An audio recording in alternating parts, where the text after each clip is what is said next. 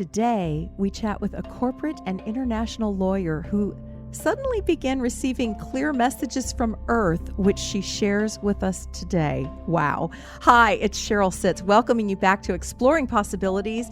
This is a show where we transform life from the inside out in holistic spiritual ways. We have been broadcasting this show since 2012. You can find over 250 episodes at journeyofpossibilities.com, and new shows come out on Spotify, Apple Podcasts, Google Play, and all your favorite players, as well as youtube.com/Cheryl Sitz. We'd like to keep this content free and accessible for everyone. That means we're listener supported, and we count on you for contributions. Please show us some love. journeyofpossibilities.com/support. And Mary McNerney joins us in just a moment. Mario, your work has taken a new direction lately that's pretty exciting. Tell us about it. Thank you, Cheryl. One of the things that I do is remote support. And what does that mean? It's like I can train you on your website if you're needing to do some updates. I have a client of mine that they call me every so often, and I remote into their computer, and for 2 hours, I show her how to do something on WordPress, on Wix, or maybe Microsoft Word or Microsoft Excel, or even your email. And I have another client that I work with, and they're having issues with their computers, and I troubleshoot like if Microsoft Word doesn't open or they can't get to a website. And sometimes I'm just doing maintenance. I check their backups to make sure everything's working. I verify that the passwords are working properly, their emails working properly, virus scan, all of that remotely. I don't even have to go to your house. And during this whole lockdown, it keeps me safe, keeps you safe. And why not give it a shot? You can contact me at mariorosales.com and let me know how I can help you. Mary McNerney earned her law degree from Georgetown University and did a fellowship with the UN Commission on International Trade Law before working many years as a corporate and international attorney. She never imagined that the spirit of Earth would one day clearly, surprisingly speak to her. This changed Mary's life, and she shares the messages that came forth in a book called Earth Speaks Up. I loved this read, and you can purchase a copy through a link that we'll post on this podcast, and a small portion of that goes to support the show, so we appreciate that. Mary currently resides in Massachusetts with her husband and horses, where she enjoys connecting with nature on horseback in the fields and forests. Her website is marymcnerney.com, and she joins us now. Hi, Mary. Hi, Cheryl. It's a treat to be here with you and your listeners. Oh, it's such a joy to have you. And wow, I had a life-changing experience around 2012. So whenever an author leads me down that road of I was living this life and now I'm living a different one, you've got me hooked right there. What a shift for you. You talk about in your book, you say, and I forget how you language it, I'm just going to read it here. At the time, I was a corporate lawyer, and then later in the paragraph, she says, until one day I distinctly and unmistakably heard the words, "Take dictation from the earth." Wow. Were you a spiritual person before that came through? I believed in cosmic consciousness, in divinity, but I was not a nature guru or some illustrious spiritual type. I was just like the rest of us out here, doing my job, taking care of the animals, and my husband, I was an average person.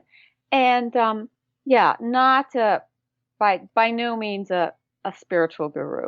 Well, yeah. And talk about going from this corporate, very modern world lifestyle back to the earth. You were jolted there through these messages.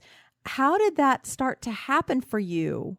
How this started for me, as I was home from work one day, like the rest of us, I'd been swamped in paperwork and the to-do lists and everything we're supposed to get done every day at work. And it was a beautiful day outside. And I'm thinking, I just want to enjoy this day. And then I just happened to say out loud just to myself, what shall I do today? And then I heard distinctly and clearly, take dictation from the earth. And I was surprised. I knew right away it was from the angelic realm because there was no one else in the room. And I was startled. And after a moment or two, I thought, wow, that's a pretty novel idea. I have no idea how to do that. That must be meant for some illustrious spiritual guru, not me. And so I just, in my surprised. I just tabled the idea in the back of my mind, and eventually pretty much forgot about it until about 6 months later. I had the exact same experience and heard the exact same thing: take dictation from the earth. And I had no idea what to do with this or how to do it, but I just, okay, I'll give it a go. And I took a pen and paper, went out and sat on the edge of the woods in our backyard and just sat there. And then, Cheryl, all of a sudden the words started coming. This information started flowing to me, and it was dictation. And I knew it was the consciousness of the earth, the voice of the earth. And then came in, supported by some angelic beings who sounded to me like the very illustrious spiritual gurus that I was not. Sonorous professors. It was deep, deep wisdom. And I was in the midst of just receiving this information. And I continued doing this over the ensuing months and years. And that's what this book came forth. That's a short story of how it came forth. But Cheryl, I like sharing this story because it's not just about me. As we talked about at the outset, I have no special training or special gifts, or I was a corporate lawyer, for God's sake. But this is an innate capability we all have to attune to the earth and to listen to the earth and to be with the earth in an entirely different way than we've ever known. And this is a time too where humanity's making this great leap into recognizing, awakening to the fact that our planet Earth is this conscious, sentient, and communicating being that Yes, really she needs us to is. engage with her. You know, she really is. We use the words Earth Mother, and we throw this language around. She is our mother. What on earth would we do if we didn't have the ability to breathe and eat what she gives us and take in the oxygen? You know what I mean? Like, it's such a synchronistic relationship.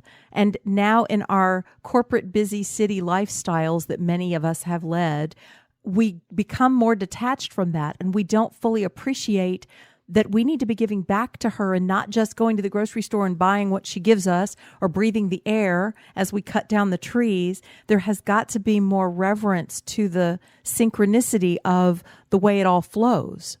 Yeah, I like the way you describe that, reverence to the synchronicity of the way it all flows. That's a beautiful explanation. And part of the reverence to that synchronicity is expanding our awareness, recognizing that the earth is this communicating being, is this conscious being, and that we need to learn to work together with her in an entirely new way. And that's what this book guides us into, this new relationship, seeing our world, seeing our planet differently. But it's also, Cheryl, about seeing ourselves differently. Yes. And this is equally as exciting, recognizing who we really are. As a mystic and writer, Joseph Campbell, maybe you've come across him, or some of your listeners have, as he once said, we as humans have only a fractional inkling of who we really are. And I love that quote from him, because it shows us we have so many more capabilities to work with and heal the earth than we are aware of. Right. Yes. And you know, it's interesting because we're on this continuum between unconsciously stumbling around, being carefree consumers, participating in that cycle, and then, sending it off to the landfill, and oh, well, it goes in a hole somewhere and who cares? That kind of unconscious lifestyle, all the way over to what our ancestors did so well, which was living in perfect harmony, connected right to the land. There's a broad spectrum from one end to the other of consuming a little bit less of what we don't need, being a little more aware of where it goes. And that's just our daily lives. And then there's the part that you go into so well in the book about taking the time to be still and communicate and send healing energies into the earth to give something back to her. So that's almost at the extreme for some people who are still unconsciously stumbling around being consumers and use it and throw it away. Mm-hmm. Yeah, it's like we've got all these spectrums, as you're referencing here, of how we can perceive and address the earth. Yes, we can do more recycling. We can be more attentive to our wasteful habits and all those kind of things. And of course, as many are doing, we can go out and demonstrate and protest for climate justice and against global warming, and ask big government and science to take care of that problem. But beyond that, many of us feel, well, what else can I do? I'm just a little average individual. What else can I do? But the amazing thing is, there is so much we as individuals can do on this energetic level that the earth introduces us to in the book, about how to work together with her and the creative energetic level. And this brings us into learning a whole new aspect about ourselves and our own innate creative power and creative abilities to work with the earth and with other people for the healing of our planet. Absolutely. One thing that you mentioned in the book that I loved, so I did have some takeaways that were really powerful from this book, and I kind of want to visit with you about those on the show today. One of them is, I have been doing some work. I don't know if you're familiar with the Joseph Communications and the channeler Michael Rachia, who has channeled those publications in England. We've had him on the show before. If you didn't get a chance to hear any of that, check back in our library and look for that. But he talks about sending focused light energy, high light energy back into the planet, and seeing it all in its highest form, and doing these meditations. And so I do that work. I do that work every day. And then when you talked about in here, and I'm jumping now to the chapter, exercise 6 in the book, you tell us to tune our collective heads and minds to this effort of putting loving energy back into the planet in the way that you describe in the book that the earth gave you. It's interesting to me because I haven't had anybody really say, other people are doing this work around the world, so focus your energy with theirs to bring more power to the work that you're doing. That was really valuable insight from this book. Mm-hmm. Yeah, there's things we can do. We can join together, and that magnifies the power of the healing energy we're bringing forth. But we can also do it individually. We're not dependent on having a group to work together. That's a wonderful way to do it. But to start out, we can all easily just start right where we are. We don't have to be out in nature. We can be right in our apartment, in our high-rise office building. And the earth gives us these simple exercises to do to help us learn to come into communication with her, help us learn to awaken our abilities to work at the co-creative energetic level. And that there's a whole series. You mentioned one of them, exercise 6, but she gives us 9 exercises that we can work with to, and some of them only take a few minutes. It's like we brush our teeth every day. We can take a few minutes to do these exercises for and with earth, these simple little meditations. Because when we're working at the energetic level, that's where change is created. We've become, as our society, so fixated on the 3D, the three-dimensional world we live in, everything we can touch, see, and hear. But our world is much more than that. Our planet and ourselves are much more than that. We can work at the vibrational, energetic level, which is what creates the foundation for what we see in our three-dimensional world. Does that make any sense how I'm describing this energetic level of work? Absolutely. And I think that's coming through in so many ways right now. This really, I think, is going to be remembered as the time that we finally went back to the teachings that came before us about vibration and frequency and the power of that for healing ourselves, our planet. Yeah, it's profound. Yeah, yeah. Because there's so much more that is beyond what we see in our 3D world. Like, for example, we see the problems of climate change as coming from pollution and the carbon monoxide, carbon emissions that we put forth in the world, and they're accumulating at the North Pole and creating these problems in the Arctic. And that's one aspect of it. But one thing we don't realize is the emissions we're creating that we don't see. The electromagnetic energy that we're spewing from our computer devices and everything else that our planet is, that we as humanity are spewing, that electromagnetic energy is also coalescing in the Arctic. Remember, our poles, our North Pole is the magnetic north. All magnetic energy is drawn there. And so that's causing a big shroud. And it's really affecting climate change, is the electromagnetic energy we're spewing that we can't see. We think it's spewed, it's gone. No. But all of these exercises in the book help us, again, work at that energetic level to clear the things we see and don't see, to rebalance the planet, to rebalance our society. It just opens us up to a whole new powerful way of being. Yes, it does. You know what was coming through for me as I was listening to you talk is we think about what we can see, what our senses can pick up, and there's such a narrow spectrum that our senses can pick up as humans, and we call everything else energy because we can't see it, can't taste it, can't touch it, and it's just the range beyond what our senses can operate and function with. But we can function with it, we just can't tell it, we can't discern it for ourselves through our senses, but we can feel it, and that's what you're talking about. Right, exactly. And I love the way you describe it. And the thing is, we can, and now is the time where we need to begin to attune ourselves to that energetic level. Same way as we habitually talk in English, okay? That's the language we learn, that's the language we know.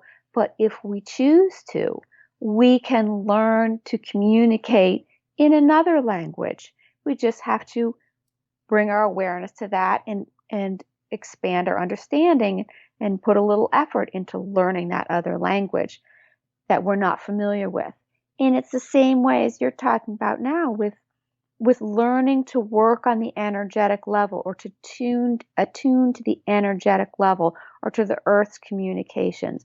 We just simply need to expand our awareness and our willingness to allow ourselves to work at those and attune to those energetic levels. It's so true. Of our expanded consciousness. That's so true. And for me personally, that at least recently, as the frequencies that are coming into this planet are higher and higher as we go through this so-called awakening, what we're calling the awakening, my body can't take the heavier, lower vibrational stuff either. So I have to release that, and I have to continue to put in things from our Mother Earth, more plants, more higher vibrational foods, more, and that helps my gut become the sense. So if I can't see it, can't feel it, but my gut can feel it, my body can feel it. As I raise my vibration, I can feel this energy work that we're doing. So we do have the capacity to connect with it. It's just preparing our bodies to be able to function at that level. Yeah. And you know, that's a great example. There's a wonderful analogy you've just wrapped in that comment, Cheryl. It's because as you feel the changes it makes in your body when you attune to it and work in these ways and attend to it, that's an exact parallel to what the Earth feels when we attune to her body and her consciousness. It's all a parallel. Yes. And when we attend to it in the way you describe attending to your body in the healing and vibrations, it's the same thing for our planet. It's the exact same thing as you described, you feel in yourself. Yes, it is. And that intention is important. Intention to connect with the planet and to say thank you and here, let me give back to you in the ways that she gives us in the book that are so clear. You know, something else that really got me in the book, I have studied about crystals and rocks, about their properties, their healing properties. I'm familiar with the properties that they have, but the way that rocks are described in the book is very different. Will you share a bit about what came through around rocks and the importance of connecting with rock energy? Yeah, this was equally as amazing for me, Cheryl, because I'd never perceived or conceptualized of rocks as anything more than what we see as rock, this inert thing. But rocks are what was explained to me in the book, and it's set for as I received the information for the book, and it's sent forth quite extensively in several chapters. Is rocks are channels of energy. Rocks they hold an aspect of of cosmic consciousness for the planet. They are, in essence, they carry vibrations for the planet and all life upon the planet. And we as humans can expand our awareness to perceive rocks differently. We are, and this is not just crystals and gems. This will explain to me, this is all rock. And sometimes we see these things. What's been interesting for me is we see these things that are called glacial erratics might be big rocks at unusual formations, and they have no explanation. Science has no explanation for that. Like a giant rock that's balanced on a small rock. There's a number of these in Central Park in Manhattan, which are amazing. But there's ones all over this country and all over the world that look like they should be rocks that should just tip over, but they don't. And these are kind of signal us, ooh, when you see something unusual, pay attention because it's carrying a special vibration for the planet. And when you see a rock that catches your attention, just pay attention because there's a vibration being carried through there that once you become aware of it and attuned to it, it magnifies that vibration, the benefits of that vibration. Where we are now is all about bringing our individual consciousness, bringing human consciousness into a greater awareness of everything around us.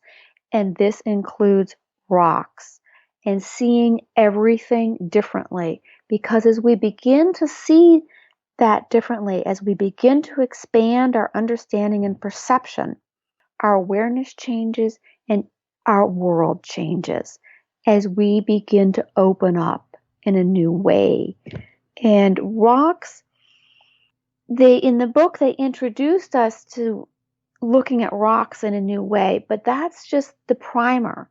Beyond that, we'll be shown how to look at horses in a new way, look at water in a new way, look at oceans in a new way, because our world is not at all as we perceive it.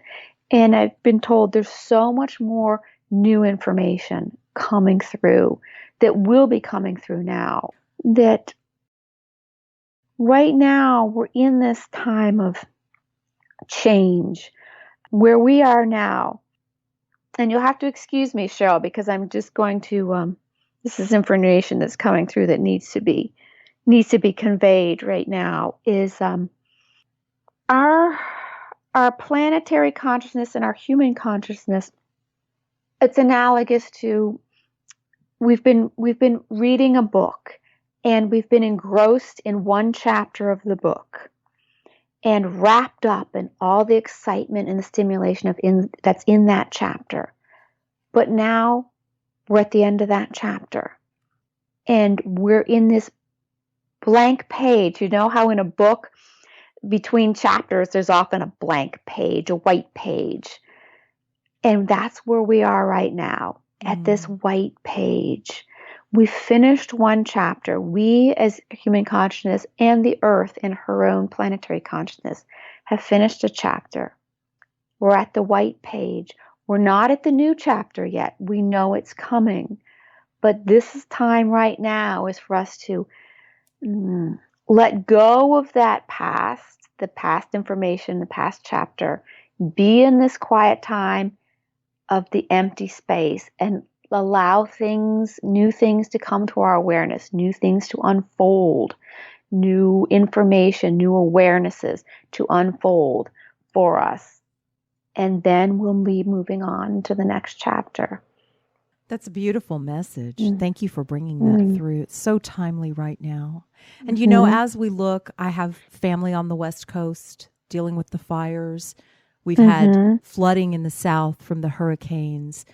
This book, very early on, Earth says, this weather is not happening to you. You are creating this weather. Consciously create something new. Would you speak to that a little bit for us, please, what we most need to hear right now about that? Oh, I'm so glad you raised that question, Cheryl, because this is one thing I really like to share with people as about that exercise. Our thoughts, our emotions, our vibrations, it's just like the electromagnetic energy I spoke about before. We spew that and we think it's gone because we can't see it. We have that same perception of our thoughts, our emotions that we spew out. We spew them, we can't see it, we think it's gone. But those accumulate, that it becomes a negative detritus that accumulates around the planet and in her etheric field. Her etheric field is her atmosphere. Same way as our etheric field is what surrounds us, our auric field. The same is for Earth. So all this detritus that we spew, whether it's pollution, smog pollution, electromagnetic energy pollution, or negative thoughts in battle energy, emotions, vibrations, that all collects in Earth's atmosphere. And the only thing Earth can do to clear that is twist, spin, and discharge it in the form of a hurricane, for example, or a tornado. That's her only way of clearing her energetic field, unless we as humans step in and clean up our negative energy. And the Earth gives us a wonderful, simple exercise on how to do that. And this is something, if you feel like it, Cheryl, we can just take a minute and do this exercise together with anyone who's listening. Oh, please. We've never needed to do it more than right now. Okay. This is great. And this is a simple one we can all do day and night for a few minutes. And we think it's just me doing it, what a difference can make. But because we're working at the energetic level, it has a resonant effect and it moves far beyond what we can see.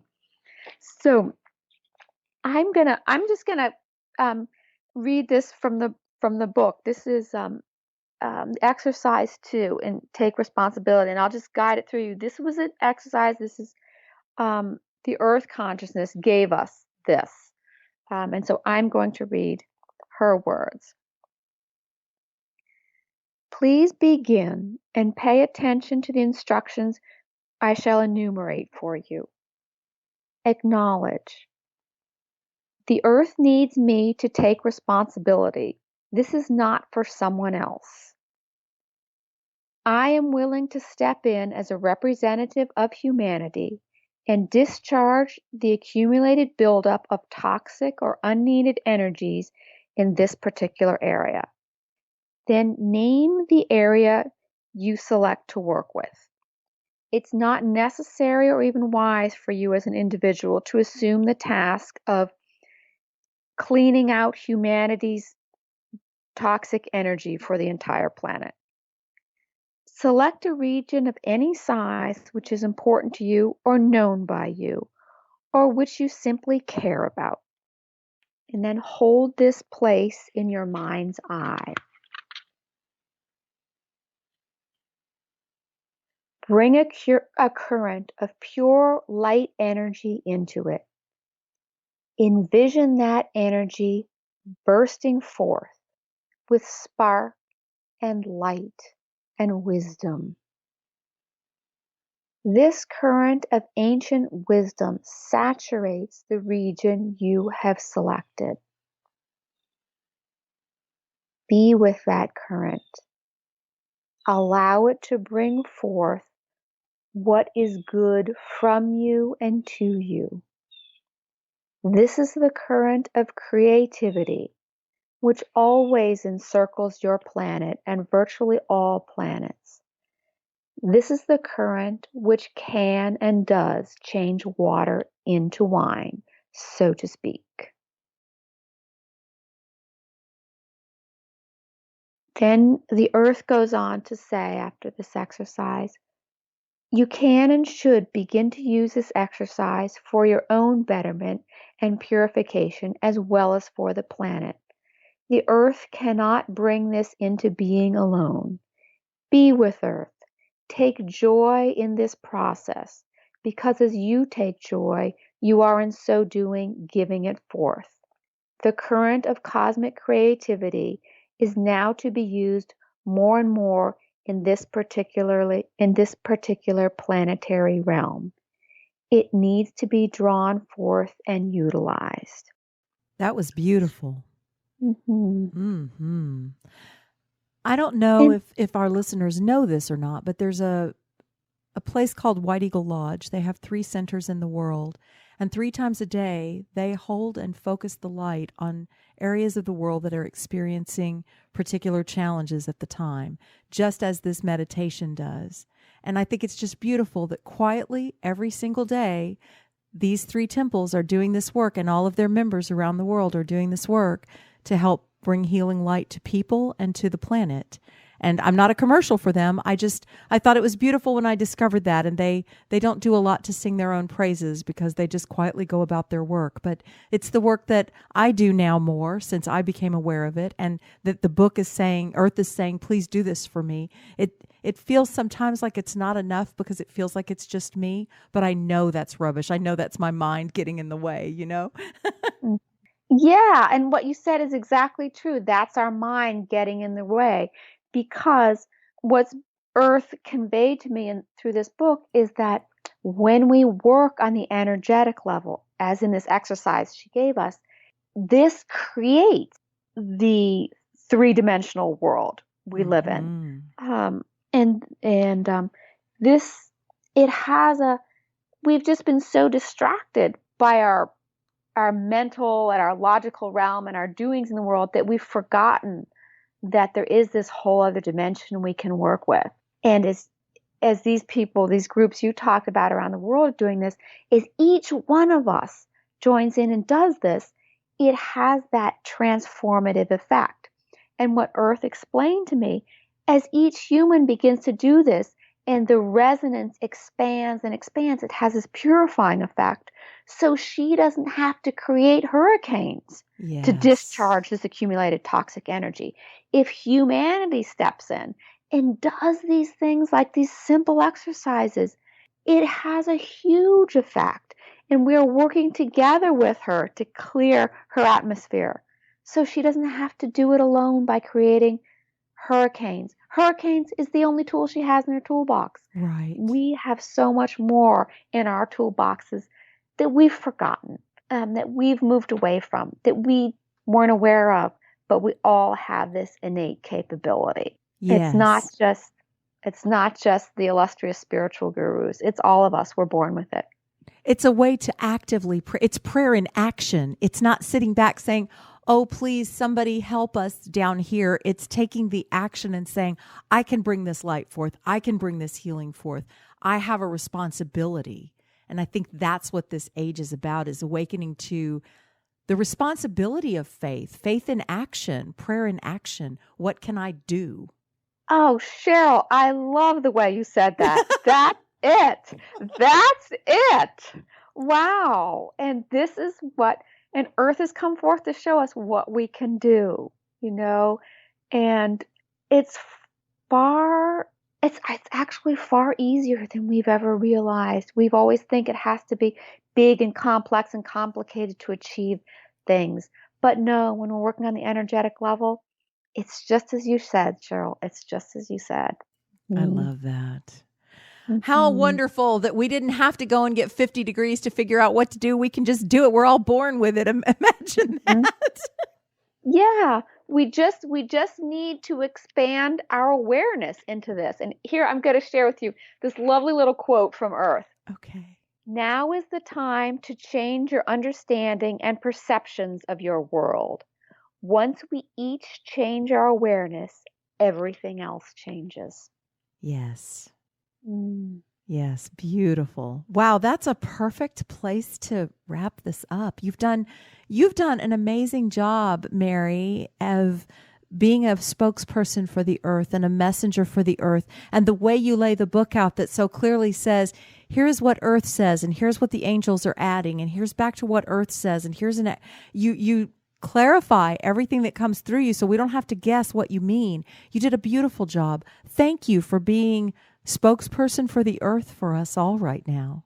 And thank you, Cheryl, for giving the earth this opportunity to share these words to the bigger world, and the role you play in bringing this forth, and to each of the listeners too who are now engaging with this in a new way. It's like this big, expansive emotion of gratitude filling the planet for all of us joining in this way. So thank you. What a beautiful chorus we're all coming together to sing. Mm-hmm.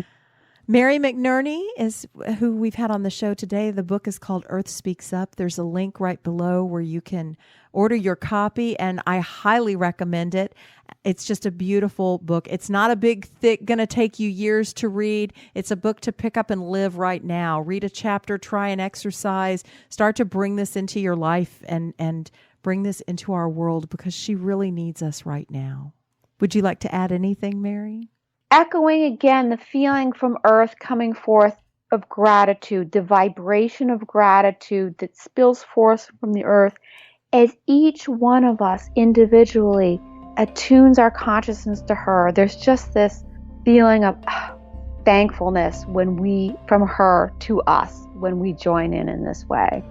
Absolutely.